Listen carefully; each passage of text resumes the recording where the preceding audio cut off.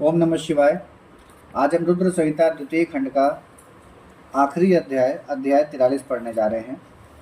भगवान शिव का दक्ष को अपनी भक्त वत्सलता, ज्ञानी भक्त की श्रेष्ठता तथा तीनों देवताओं की एकता बताना, दक्ष का अपने यज्ञ को पूर्ण करना, सब देवता आदि का अपने अपने स्थान को जाना, सती खंड का उपसंहार और महात्म्य।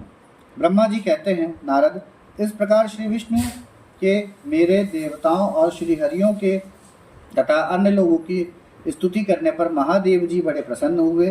फिर उन शंभु ने समस्त ऋषियों देवताओं आदि को कृपा दृष्टि से देखकर तथा मुझ ब्रह्मा और विष्णु का समाधान करके दक्ष से इस प्रकार कहा।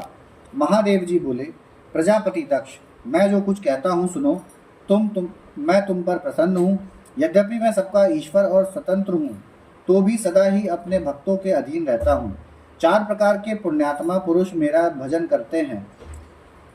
दक्ष प्रजापति, उन चारों भक्तों में पूर्व की अपेक्षा उत्तरोत्तर श्रेष्ठ है। उनमें पहला आर्त, दूसरा जिज्ञासु, तीसरा अर्थार्थी और चौथा ज्ञानी है। पहले के 3 तो सामान्य श्रेणी के भक्त हैं, किंतु चौथा का अपना विशेष महत्व है। उन सब भक्तों में चौथा ज्ञानी ही मुझे अधिक प्रिय है। वह मेरा रूप माना गया है।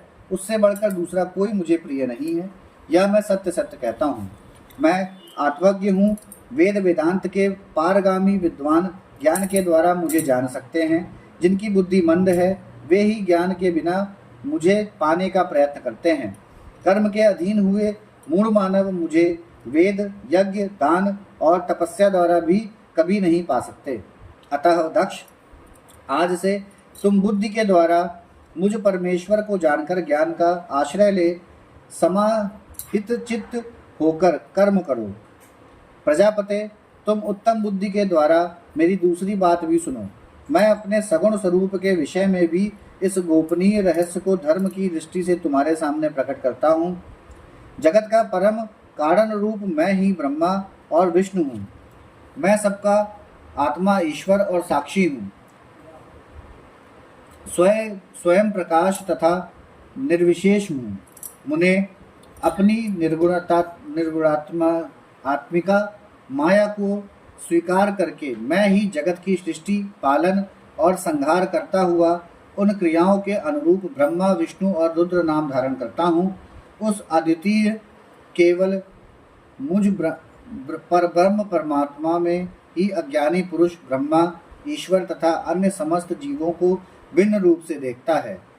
जैसे मनुष्य अपने सिर और हाथ आदि अंगों में ये मुझसे भिन्न है, ऐसी परकीय बुद्धि कभी नहीं करता। उसी तरह मेरा भक्त प्राणी मात्र में मुझसे भिन्नता नहीं देखता। दक्ष, मैं ब्रह्मा और विष्णु तीनों स्वरूपतः एक ही हैं तथा हम ही संपूर्ण जीव रूप हैं।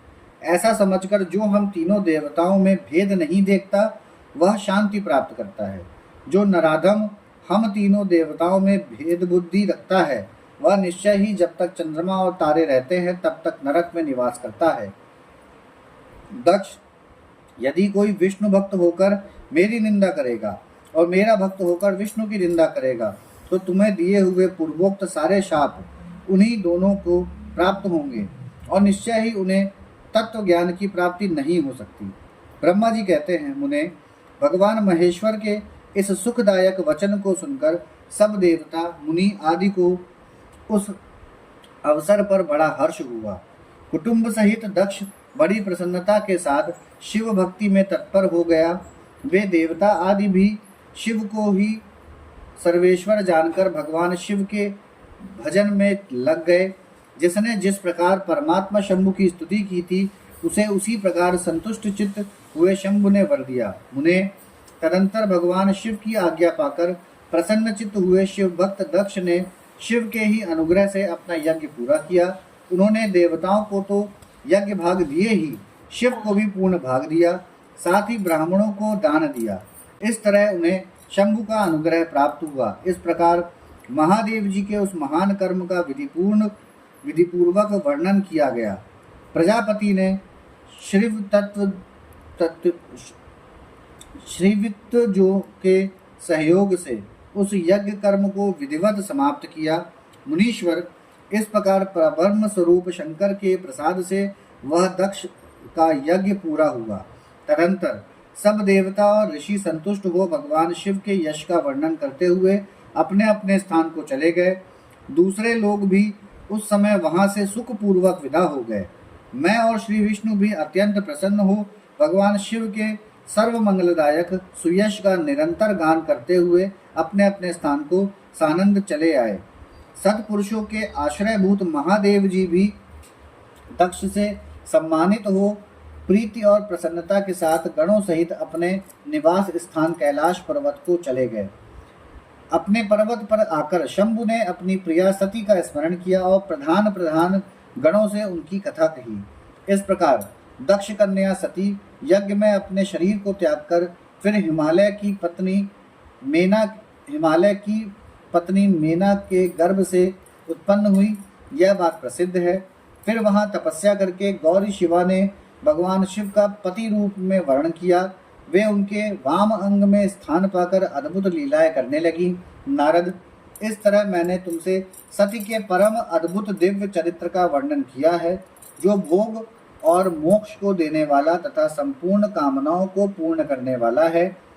यह उपाख्यान पाप को दूर करने वाला पवित्र एवं परम पावन है। स्वर्ग, यश तथा आयु को देने वाला तथा पुत्र पौत्र रूप फल प्रदान करने वाला है। तात, जो भक्तिमान पुरुष भक्ति भाव से लोगों को यह कथा सुनाता है, वह इस लोक में संपूर्ण कर्मों का फल पाकर परलोक में परम गति को प्राप्त कर लेता है। यहाँ हमारा रुद्र संहिता का द्वितीय खंड सती खंड संपूर्ण हुआ है। ओम नमः शिवाय।